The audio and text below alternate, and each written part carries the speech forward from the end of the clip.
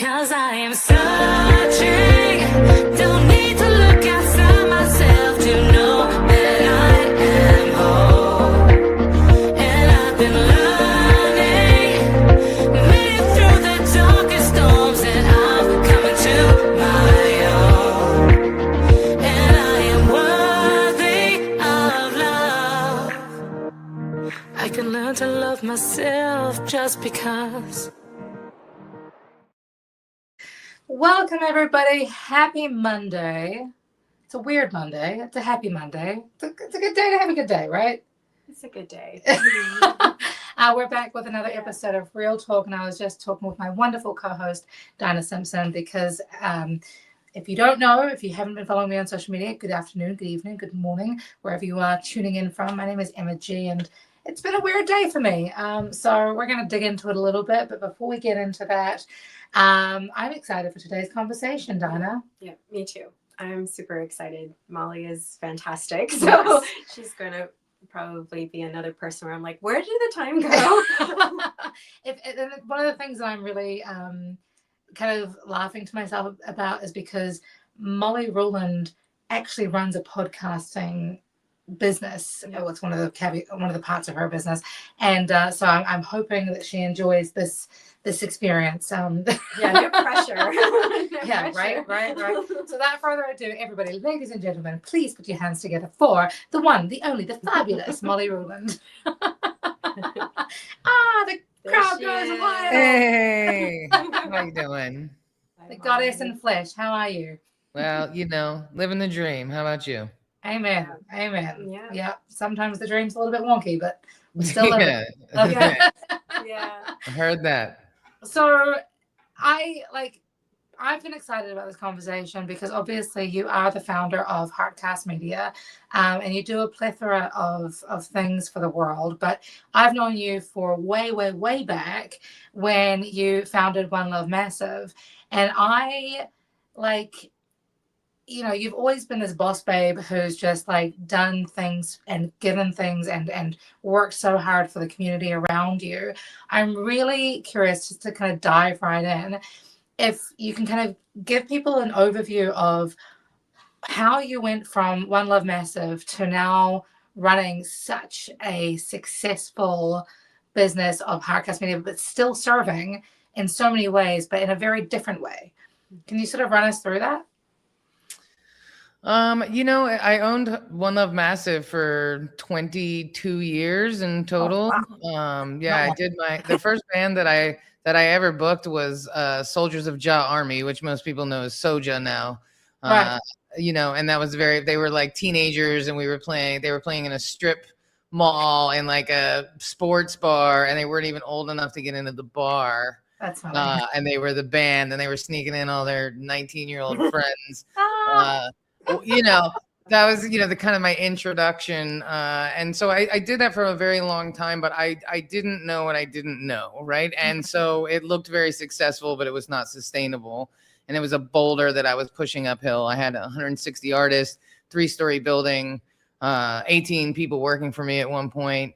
And I had no clue what I was doing. And I just hit a point. I wasn't happy anymore. And I just didn't want to do it. And the universe sat me down and forced me to sit down and say, it's time for you to change. And so I Marie Kondo'd my life. And I always joke that I reverse Oprah'd my life. And I said, you got to go and you got to go. And I'm not responsible for anybody, and there's nothing under your seat. Get out of my house, So, and I'm only half kidding because, I was taking care of everybody but myself, what I mean? And lots of those people deserved it, but that didn't mean that I didn't deserve it as well. Yeah. And so I changed my life. I sat down. If I'm I just told this story to a friend today. I got really sick and they thought I had cancer, and I was relieved. Mm. Wow. I was relieved. I was ready. And they told me I didn't have cancer, and then I was disappointed. So I was like, well, I better figure this out because I'm not going anywhere. And I had a team of doctors my whole life at Bethesda Naval who said I wouldn't live 20 years. And I've had a bunch of spinal surgeries, and there's no medical explanation as why I'm even on this planet. And so then I didn't even have cancer. I'm like, golly, I guess someone wants me here as much as I don't want to be here. and I knew how many people loved and cared for me, so I wasn't gonna see myself out. Right. And so I thought, well, if I'm gonna be here, then I gotta retool this whole thing, because this ain't it. You know what I mean? I am not happy. I am not fulfilled. I don't feel love. I don't feel value, and I don't feel any of those things. And it's just time to make a change. And so that's what I did. And I had a business partner who lasted about 6 weeks, and she bailed because, people want to be in a startup until you actually have to do the work of a startup. And you're like, oh, this sucks. There's nothing sexy about this at all. Right. Yeah. And I panicked because she had the PMP cert and the business degree, and I had IP and equipment and a chip on my shoulder and probably need therapy. You know what I mean? And she left. And so I gave myself a modern day MBA, and I read 130 books on business development over the course of 2 years, like aggressively. And I learned everything I needed to learn and then implemented it into my business to grow it to where it is now. But it wasn't like this pretty great story of, rising to the level of my confidence. You know what I mean? It was, it was a hard-earned journey for sure, but a worthy one nonetheless. I love that. Yeah. In doing all of that, I'm wondering, just because of, my line of work, how did you find time to nourish and to ground yourself? Yeah. Well, I have a lot of spinal issues, and so the universe gives me lots of ample opportunities to just sit down because I can't do anything else, So no matter how headstrong and stubborn and, willed I am, sometimes I need to ask somebody to help me put my socks on, and that's just the reality of my life, right? So, I'm pretty good at knowing when to hold them and when to fold them, and some days I just can't show up, and so people don't see me, and I go quiet. But, there was no choice. It was like there's two paths here, and for me it was very dramatic and obvious, right? You know what I mean? The cancer, but for a lot of people, it's not this big dramatic moment. It's this slow loss of who you are. It's, slipping into someone else's identity, whether it's your business partner, your husband, whatever, your parent, you know what I mean? Everybody's got their stuff. Mine was a little more dramatic, but I guess when I go down hard, I suppose, but and Emma understands this. I've faced my maker so many times. I have laid in so many hospital beds knowing they were going to operate on my spine, and had the conversation with myself like, yo, are you good? Are you good? Are you if you go tomorrow, are you good? And that's not a conversation that you have with anybody else. It's, for me, it's not about God. It's about like myself. And it's always been like, I'm good, but I don't really feel like I'm done. And when you faced it that many times, it makes everything else a lot less important. And I know Emma understands that more than like anybody on this planet, having had 17,000 brain surgeries, like. And calm down. What? I mean, same as far as I'm concerned, so, it's a different path. You know what I mean? You've already seen the worst. You've already been there. It's interesting. Like, I don't know if you can relate to this, but one of the things that people often say to me when it comes to surgery is like, oh, that's so hard. But it's almost like, where does resilience come from? It comes from that point of, not having another choice, right? You do what you need to do because you need to do it. And then at some point, it's almost like, well, this healthcare thing, making sure that we're looking after ourselves, it's kind of synonymous with wiping your butt when you go to the bathroom. Like, you just kind of have to get on with getting on, right? And I think you mentioned identity. When it comes to that crossover between, in your heart of hearts, you feel, maybe I'm imposing this onto you as to my own ideas of how I feel, and please forgive me if I'm completely wrong, but, as we kind of keep on with the keeping on and do what we need to do to survive, to thrive, to be our best versions of ourselves, and the identities that are then thrust upon us by society, how do you balance that as you're, every day, sometimes it feels like it's a battle to go, to keep going. And I mean, obviously with Heartcast Media, you've found your niche, you've found your flow, which is beautiful and inspiring, but sometimes we still have those difficult days. I mean, I just take them, to be honest. Every day is a difficult day these days. Every Mm. single one of them. There hasn't, I couldn't tell you when there was a good day. And then, and I don't mean personally, I have lots of great times with sunshine and my friends and, all of that. But like, every day that you wake up and you see another person murdered, another people ripped from their, more, for me, it's more the people cheering it on, right? So every day, right, is a hard day. But all we can do is just show up for the people that you love, show up for yourself, and it's like you said, it just is what it is. You just keep on going because, I always say the sun gonna get up with or without you, That's true. every day, there it is. And so you can choose to get up with it or you can kind of lay down. And I kind of think that's like a metaphor for life, whether it's business, whether it's like what's happening in our streets right now, whether it's relationships in your own life, you're going to get out what you put into it. But none of it's going to be easy. Yeah.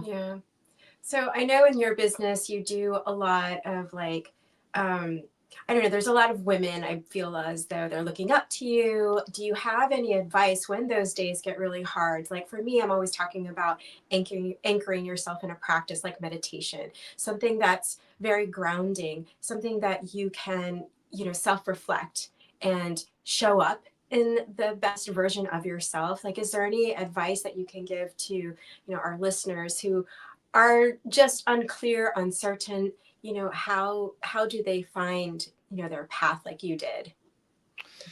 Well, for me, a lot of it is like survival. Like, you know what I mean? I left home at 17, had my first surgery at 19. So I mean, if I told you guys all the jobs I've had in my life, like, I mean, yeah. When I was 12, my mom sent me to Brooklyn to live with my aunt, and she changed my birth certificate and made me 14. And I worked in a movie theater in Brooklyn, and I was a kid from Falls Church, right?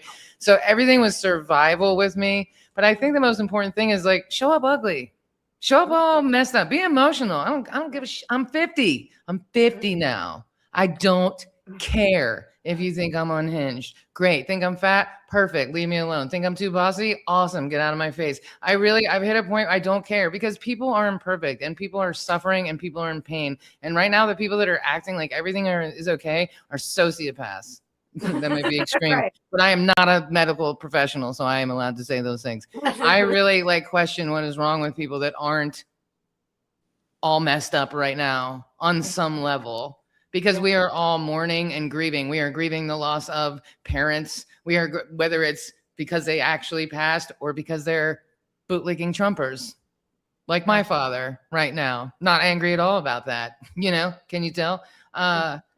We're grieving the loss of so many, even from the pandemic, right? We're grieving the loss of one another, of companionship, of everything, of the society we know, the democracy we thought, the civility that we thought existed that is really just a shell for white supremacy, low key. Nod and smile, girls, nod and smile, take it all. No, be messy, show up exactly as you are, use your real voice, whether it's big or small. Don't be like anybody else, and your people will find you. Because I have clients that we might not agree on everything, but they love me for who I am. Right. And I'm this way all the time. I'm the most ridiculous person you will ever meet. And I am this way all the time. I could be in a boardroom. I could be at the mayor's office. I could be in a dive bar in 9th Street Northwest. You know what I'm saying? I am this way because it is what it is. And it took a long time to bake this cake. And so embrace that, man. Embrace who you are, and lean into that because the world is a hard place and it's not always going to take care of you. So you have to take care of yourself. And I think for me personally, the worst way or the best way for me to not take care of myself is to not listen to my inner voice. Mm-hmm. Yeah. The argument I'm having in my head every day is with my dad, right? And then I just express it in anger on Facebook because he represents, you know what I mean? Everyone represents. It's like a 80s movie. Every time I read a comment online, I'm envisioning my dad's face. It's like a Happy Gilmore movie or something. You know what I mean? I'm so angry, because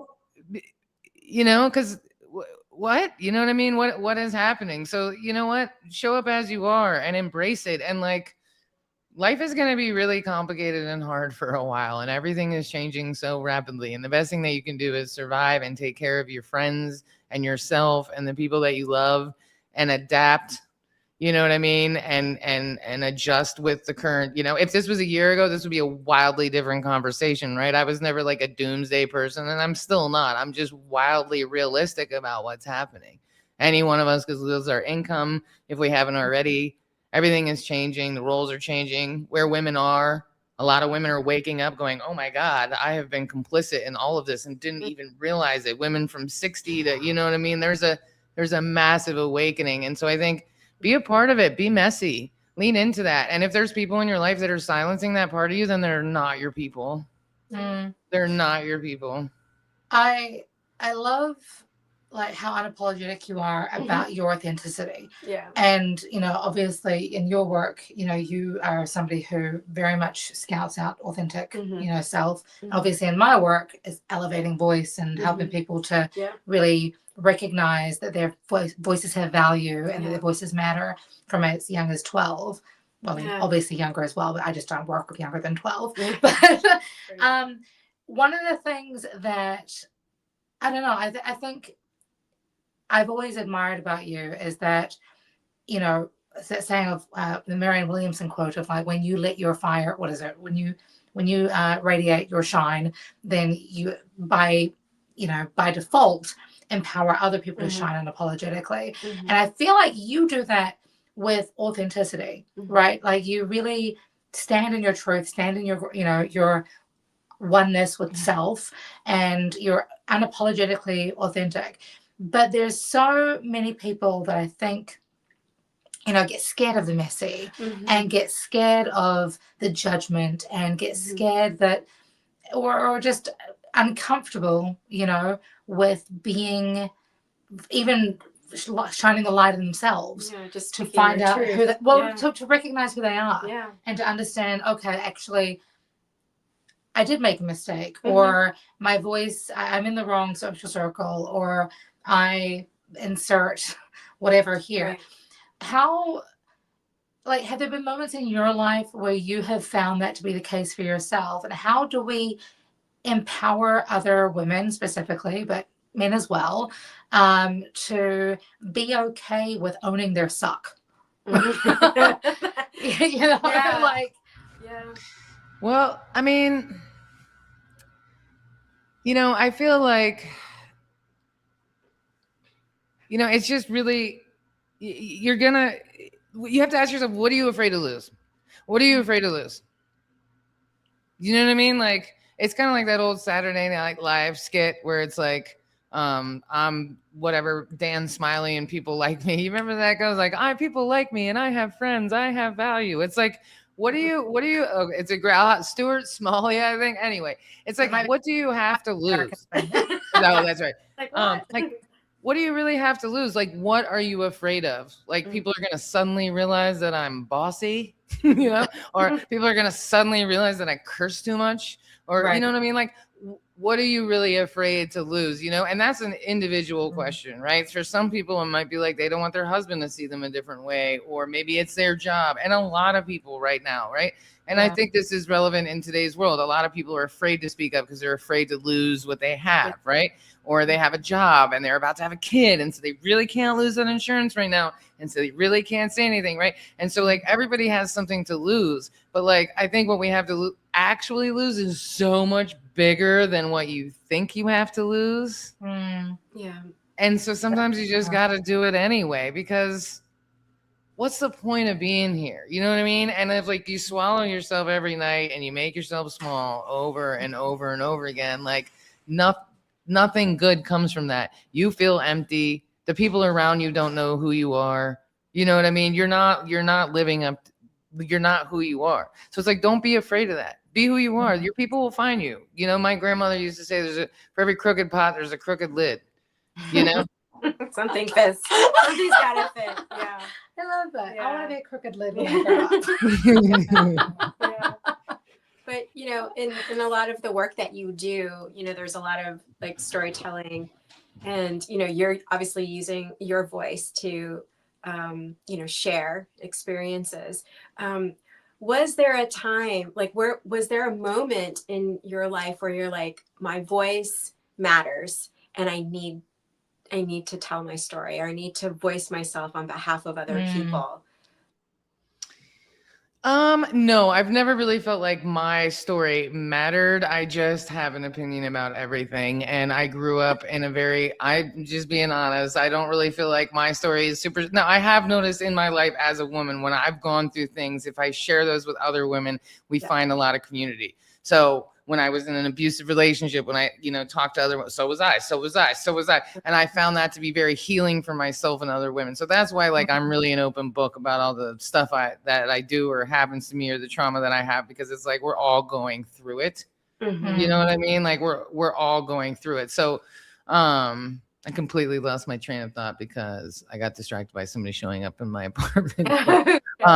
Not to be concerned, but for any reason, it's someone who's supposed to be here, by the way, not like a robber or anything. Right. Can you remind me what the beginning of your question was again? I'm so sorry. No, yeah, just, the voicing yourself and speaking on behalf of other people, like where that came from. The inspiration, I feel like, in the community, right? Like, as women, just having a sense of community is so important, and that's something that you have built over a period of time.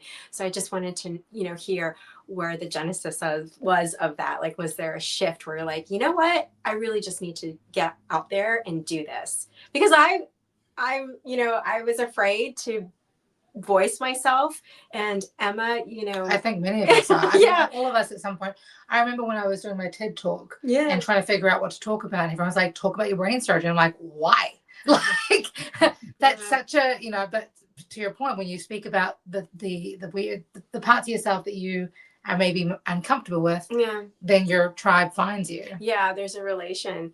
Like, For sure. How does that relate to your business and your work?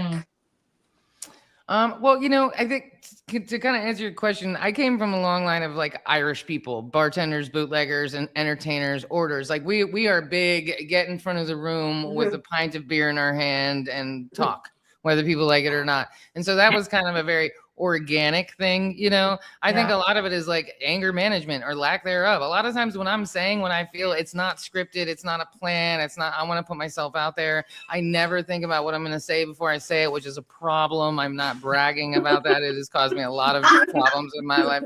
Moving to Costa Rica has been great because it's forced me to actually think about what I have to say, because I'm saying in another language, which has been like the best thing that could have happened to me. Honestly, it's like, shut up sometimes. But, I think, you have nothing to lose, just do it anyway. Right. And I never decided like, I want to get myself out there. I just have things to say, and I don't have a very supportive family. And so I say it to Facebook more than other people. And then other people seem to like it and have followed me along, because I think it's relatable, because we're all like, we can all relate to each other in some kind of way. And I would rather people relate to me for my like ugly parts and my brokenness and my realness than like this fantasy Instagram life that's not even real, so it's like, just be yourself, because the right people will come around and the wrong people won't like it and they'll leave, and that's cool. It's great. It's like a litmus test. You talk about like, finding, being the ugly and being, being raw and being broken, you mentioned. But one of the things that I have noticed with your social media, for example, especially as you move from DC to Costa Rica, of all places, you need to see your property. It is gorgeous. But it's almost like, I feel from my perspective, and I haven't actually been to visit you yet, which is on my bucket list. It's like you honor the broken, but you also offer redemption in how you live your life. Yes, things are messed up. Yes, things are hurtful. Yes, we're all, struggling in some way, shape, or form. But have you noticed the sunset? Do you see my dog smiling? Like, you offer this really beautiful balance of recognizing the shit and then growing from it, as opposed to just staying stuck there, which I think a lot of people tend to do, especially in business and in leadership. And I think that's a really profound part of what you do and how you lead. Is that something that you sort of have worked on with the billions of books that you've read, or is that something that you've kind of found in yourself as just like, that's just how Molly rolls? Yeah. Oh, you're on mute. You're on mute. We can't hear you. I think it's because I have ADHD, and so like one moment I'm like angry, and the next minute I'm like a bird. Like I literally like I burn so hot. And I'm like, that's so pretty. Like I am a mess of humans in a giant sack, and I can't really figure it out, right? But I am always impressed by the world's beauty and try to take moments to just enjoy it. And I find so much solace in my dogs because they're not racist and they didn't vote for Trump, so like I don't have to keep an eye on them. And so it's you have to find the joy. I mean, that's the thing about living in pain. I've been in pain my entire life, and so you have to take those moments, those comfortable moments. You know what I mean? I bought like an inflatable hot tub and like soaking in that for a few minutes. That brings me joy. You know what I mean? Because it feels good. You have to lean into the things that you like. I went to a women's retreat a couple years ago. And we did a lot of breathing and journaling. Who knew how helpful breathing could be? And as a vocal coach, I'm very aware. Yeah, hugely valuable. But one of the questions was, where do you feel the most happy and like the most empowered? And I thought about it, and I was like, on a boat. I love boats. I love every kind of boat. I love ferries. I'll get on any boat, anytime, anywhere. I love boats. I love water. I love the ocean. I love lakes. I love it. And so I decided that I only want, everywhere I go, I want to have a view. Like I've been homeless a couple times. I have been through some things. You know what I'm saying? I've driven myself home from epidurals at the hospital in the emergency room. I have been through some things, right? So now I'm at a point in my life where I only want to be where there's a view, right? And so those are the things that really make me happy. And then the rest of it doesn't really matter. You know what I mean? And so I've really dialed in on building a life where I get to have those things. I get to go out on, not my boat. I don't have a boat, but I have a lot of friends with boats because I'm smart. And so I go on boats often, and I spend time near water. I'm gonna, like the sunset is about to be popping. I'm going to go meet a friend for sunset. I put effort into those type of things, and then the rest of it doesn't really matter, right? So I don't care that I'm in a developing country. I don't care that things are harder and different, because those are the things that are important to me, but none of it is scripted. None of it is planned. Honestly, I don't even really like attention. I don't like, it sounds crazy, but I don't really like the attention. Like I've been keep going viral lately. I hate it. I hate it more than anything.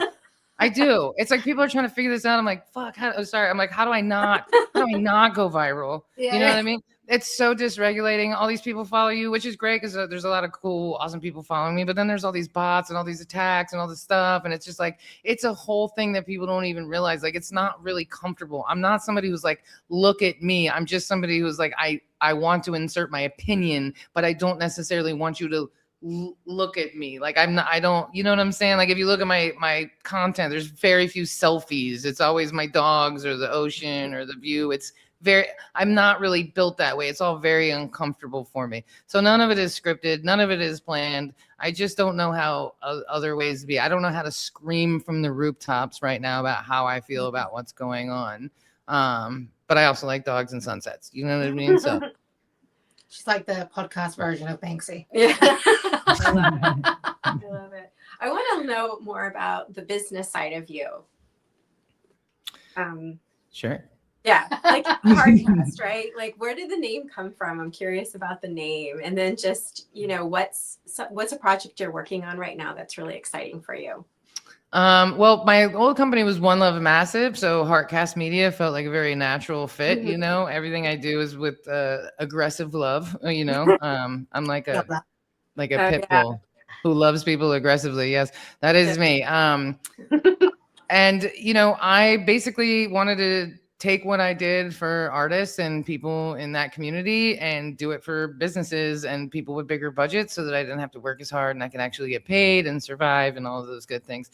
But really, the tagline of the company is listening is the revolution. And I, 7 years ago wasn't as a revolutionary statement as it is right now, but it's never mattered as much as it does right now. What I'm the most proud about is that we do podcast production, podcast booking, and podcast growth. And right now our podcast booking is really going super well. And I'm booking for the director of the ACLU DC. I'm booking for multiple political clients. I have 2 women clients from Iran that were born into the Iranian resistance and have educated me greatly on what is happening there.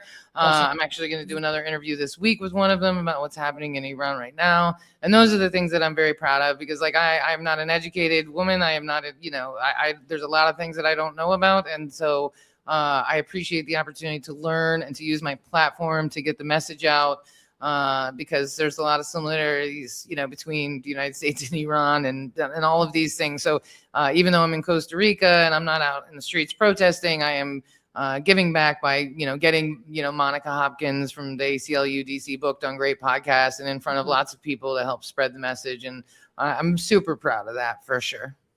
That's awesome. I love that you've mentioned culture multiple times throughout this entire conversation. I had no idea that you're working so closely with Iranian women.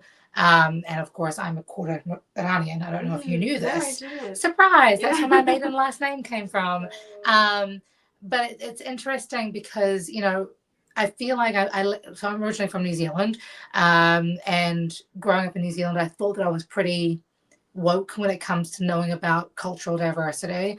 However, when I moved here, I felt like I went from being 26 to 17. I knew nothing about cultural diversity. And now I live in the States, especially in a place like DC, everybody's so rich in culture and history and story and life, lifeblood. And I love that you have taken those conversations and are now, coming from another level of cultural diversity in Costa Rica, and sort of really amplifying the stories of so many people. And I'm so I just want to honor you, because I think that's something that I wish we all did. I've had so many conversations with people who do not look like me, do not think the same way that I think, do not agree on the same things that I agree on. But we've always found some kind of common ground. And from there, it's like you plant the mustard seed to get biblical on it, right? But, when you can do that, who knows what can happen. I so honor the work that you do. Yeah. And Thank I think you. the wonderful part is, like you said, it's the listening, giving a space for people to tell their stories so that others can listen and hopefully shift their perspective. Yeah, we learn, it's a reciprocal learning. And I think, it's a very, what's the saying? Like, when you stop growing, you're dying. Who wants to do? Anyways, we could go on for hours and hours and hours. And of course, you picked it. We have run out of time. Already. Oh gosh, I have so many more questions. I know. And we can reconvene this. But if you do want to find out more about Molly Ruland, please check out heartcastmedia.com, or in American. I don't know, Molly, if you want to say that in your American accent, because My American accent, I don't know what that is. Heartcast Media. Heartcast Media. I say, Heartcast. I like the way she says it. I like your version better. It's like, I like how the Ticos say my name better than I say my own name here. I love it. I love it. Molly. But yes, check out Heartcast Media. Until we meet again, Molly, do you have any final words of encouragement, enrichment, and elevation? Yes. Well, I don't know about elevation, but love the people that you love real hard, and stick together through these times, and find that common ground and take care of each other. We'll get through this. I think there's a big shift. I think it was a long time coming. So love yourself. Love the people that you love, hard, and look to the future. Everything is going to be different. Nothing is going to be the way that we knew it was. So be prepared to change, be prepared to grieve a lot of things, and be who you want to be. Yes, ma'am. Be who you want to be. Love that. Thank you. Awesome. Okay, Thank you, friends. lady. Until next week, be good, be kind, spread love like it's gone out of fashion, love harder. You heard it from the woman herself. Yes. Love hard. And we'll see you next week. See you next week. Bye. Oh. 'Cause I am searching, don't need to look outside myself to know that I am whole. And I've been learning, made it through the darkest storms, and I'm coming to my own. And I am worthy of love. I can learn to love myself just because.